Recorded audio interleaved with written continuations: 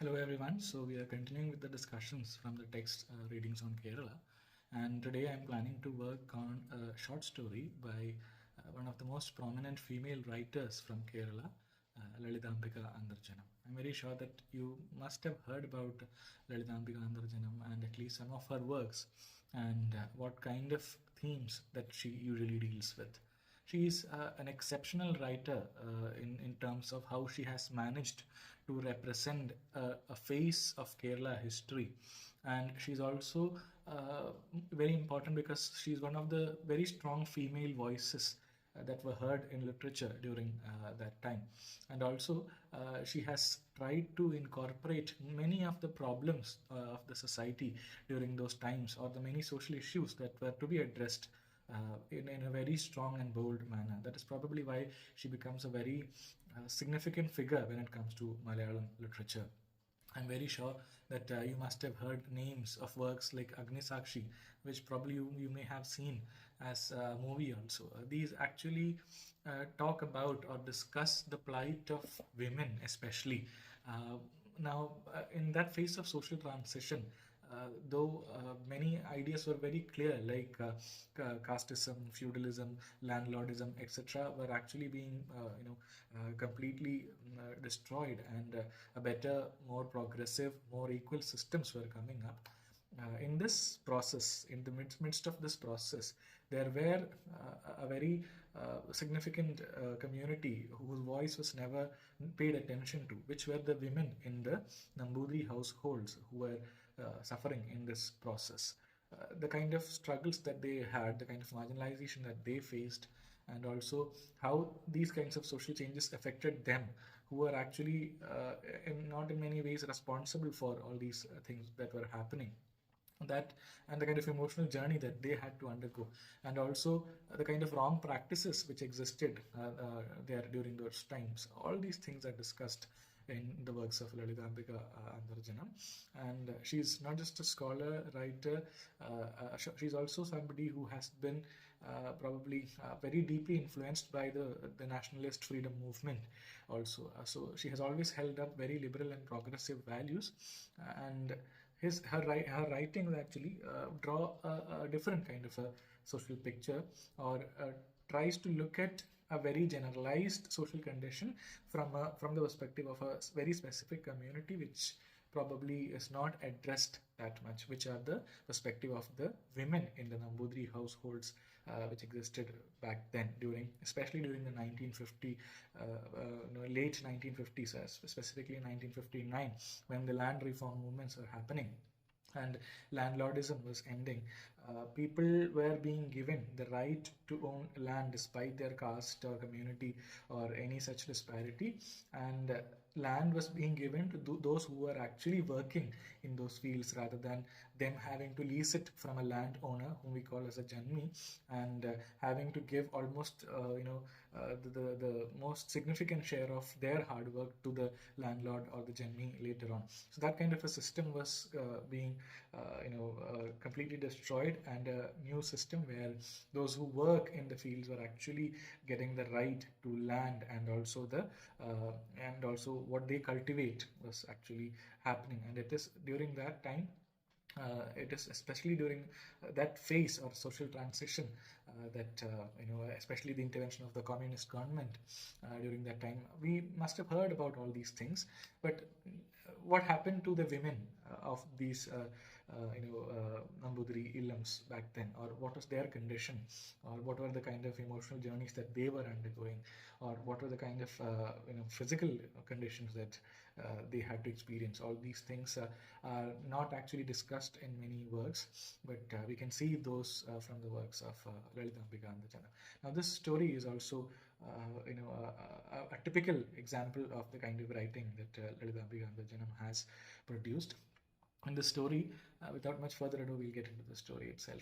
In the story, we see a very important party leader, Govindan Gutti, who probably occupies a very significant position in the state, and who's always very busy, always interrupted by visitors with complaints, and who has to attend a lot of party meetings, inaugurations, conferences, meetings. So it is the busy schedule of Govindan Gutti, who is one of the most important party leaders that we witnessed in the beginning. He has not even had the time to have a bath or take food properly. He has had to meet a lot of people. He has been traveling from one meeting to another. So he's completely exhausted, and he even starts to get a headache that, he has not eaten a morsel since morning. So when he's finally reached his office and settles down in his chair, he's completely exhausted. He doesn't want to meet anybody. So that is when his secretary comes and says that there are many people waiting for you outside. So he's completely lost it. He says that I'm also human. Why do you have to torture me like this? Please consider the fact that I'm also human. I'm not a machine who can continue working like this. But the secretary actually did not take that seriously, because he knew that Govindan Kuti would, even though he might get a bit irritated, he would eventually meet everybody, listen to their complaints, and try to find solutions to their problems, because he knew that Govindan Kuti was that kind of a person. So gradually he started meeting people one after the other, and one person comes in, he talks to them, he talks to everybody very politely and in a very equal manner. And eventually he's completely exhausted. He has not had the time to have lunch, and it is already time to go for the next meeting. But the secretary says that there is actually a very old woman waiting outside to meet you. So then this time he lost it completely. He says that, I'm also human. Please ask her to come later. I just cannot. I need to be at the meeting. In between, I've not eaten anything also. I'm not well. Please ask her not to come now. So the secretary said that no, it will be very unfair, because the woman has been waiting outside since morning, and she said that she needs to meet you alone in person. That's why we made her wait. So it will just take some time. So even though in a very irritated situation, Govindan Gutti agrees that he will meet, and the woman comes in. It is a very pathetic sight to see the woman. She is completely stooped, and she is worn all completely worn out clothes, and she seems in a very difficult physical and economic condition, and she's accompanied by probably a child of 6 or 7 years old who keeps tugging at her legs. But somehow Govindan Kuti rose up in his seat, because this woman seemed somehow familiar. There was something about this woman that was disturbing Govindan Kuti. He gradually was moving closer to this woman, and the cloth which covered the head of the woman was moved, and he could see the face of this woman. There was a very familiar scar on her forehead, which probably was a result of kneeling in front of God every day. Suddenly, he left out a cry. Govindan Kuti, blurts out a cry, "Kunyatholamma, Kunyatholamma." Then he's taken back into the childhood memories of little Govindan Kuti, when his mother Lakshmi Kuti Amma was actually struggling to find money to put him in a school, or send him for education, or even to find a regular meal for her children. It is at that time that Kunyatholamma, who was the resident of the Illam, or who was the wife of the Nambudiri of the Illam, she used to say that, don't worry about Govindan Kuti, we'll take care of things. So Lakshmi Kuti Amma will say, oh Amma, how will I send my son to school? He needs to buy books, pencils and everything. I don't even have the ability to purchase proper food for him. So how will I send him to school? So Kunyatholamma would say, don't worry about him. Just ask him to fetch the flowers for my puja, and I will somehow find the money for his education.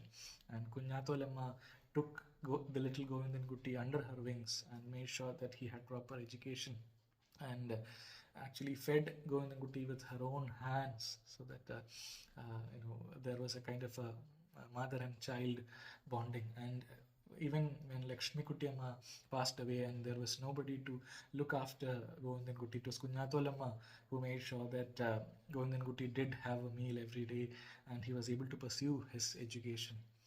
He remembers how Kunyatholamma would always try to give him money, or always try to keep away sweets and food which were supposed to go to her own children, so that Govindan Kuti would not go hungry. He remembers that Kunyatholamma was always like this. She only knew one thing: to give. She would give food and all everything that was possible to be despite caste, community, religion. Everybody resorted to her help in whenever they needed it. And every evening, many people would have food at their place. Every evening, they'll ask whether is anybody hungry around, and they'll be giving food. And Kunyatolama was a kind of a figure of a Devi in the mind of Govindan Gutti, because she gave him all the blessings that he had in his life. He always thought that Kunyatolama was like an Annapurneshwari, because all his meals were given by her. And she was the one probably who uh, allowed Govindan Gutti to grow this way, allowed helped, not allowed, but helped Govindan Gutti to grow this way. So Govindanguti is suddenly taken with a lot of grief and guilt, because this mother figure who had taken so much care of him during the times of difficulties was now standing before him in a completely distressed, completely, what to say, tattered condition. And he has not been able to do anything about that. He has not been able to take care of his this mother-like figure. One day, when he had passed, he had become a very significant political leader. He had led a lot of social reform movements, and it is him and his party who made sure that this landlord system was completely demolished. But in this process, these figures like Kunyatolama, who only knew to give, how did this process affect them? Nobody thought about that. Govindagutti feels guilty that he did not look after this woman who was almost like a mother figure to him. He remembers that Lakshmi Kuttiyamma, his mother, asks Kunyatolama that, we always starve because of poverty, but Kunyatolama always takes, fast. She doesn't eat probably 20 days a month. She would have some kind of a fast this year, something or the other. So Lakshmi Kuttiyamma, Govindakutti's mother, once asked Kunyatolama, why do you fast? We of course fast because have to go hungry because we don't have food. Why do you have to fast? So she used to say that I want to experience the kind of things that you undergo. I want to experience hunger. I cannot imagine children going hungry. So I want this experience, and I want to make sure that everybody has food on their plate. And that's what they kept on doing throughout their lives.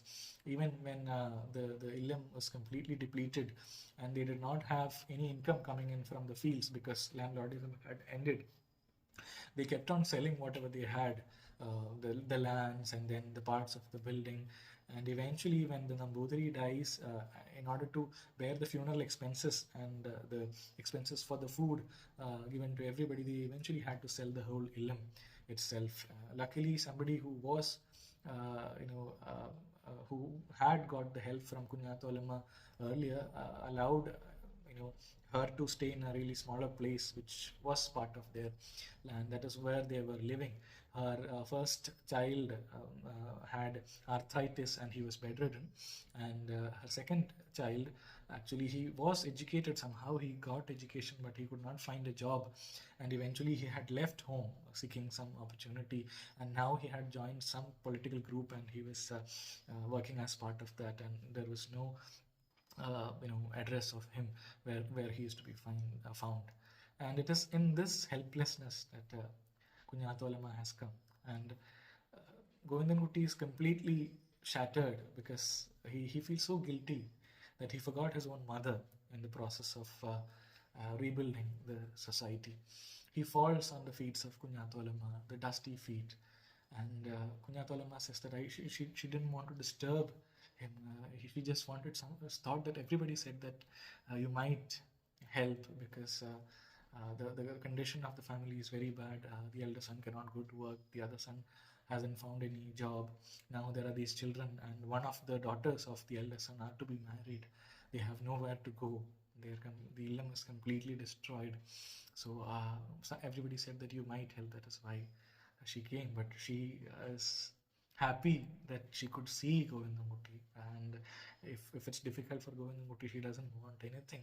But she's just happy that she could see Govindamutti, her son, her only. Govindamutti was completely taken aback by grief and sorrow, and especially by guilt, because he's not been able to give back to the kind of help and assistance that he got from Gunyatolamma. And he says that the secretary comes and saying that it's almost time to go for the next meeting. So he says that no, tell them that I cannot come because I have other duties to fulfill, the duties of a son.